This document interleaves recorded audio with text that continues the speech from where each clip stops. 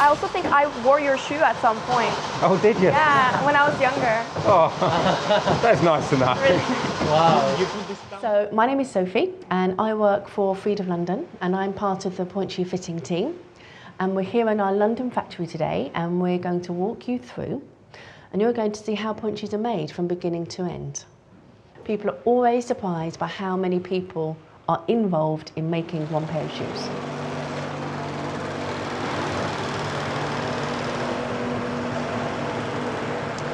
So, this is what's called the rough room. This is where everything begins.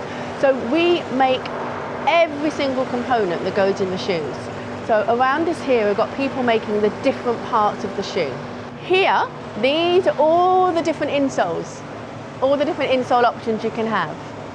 So you can have the insole that goes inside the shoe. It can be different strengths. It can be a full insole, or if you look at this one has been cut. Some dancers like it to be cut. And here we have Owen. And Owen, what are you doing here? What's this for? I'm cutting the wing. So you can have the shoe strong at the side of the block, and if you do that, it's called a wing block. So everything you see on the wall, there's all these kind of shapes. They look like cookie cutters. Owen uses different shapes to make different parts of the block, the ingredients that go into the block. That's what I'm cutting. There we go.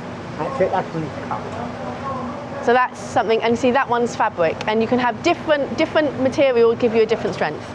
Okay, so now we're going to go into the pointe shoe making room, where we're going to see the shoemakers actually creating the pointe shoes.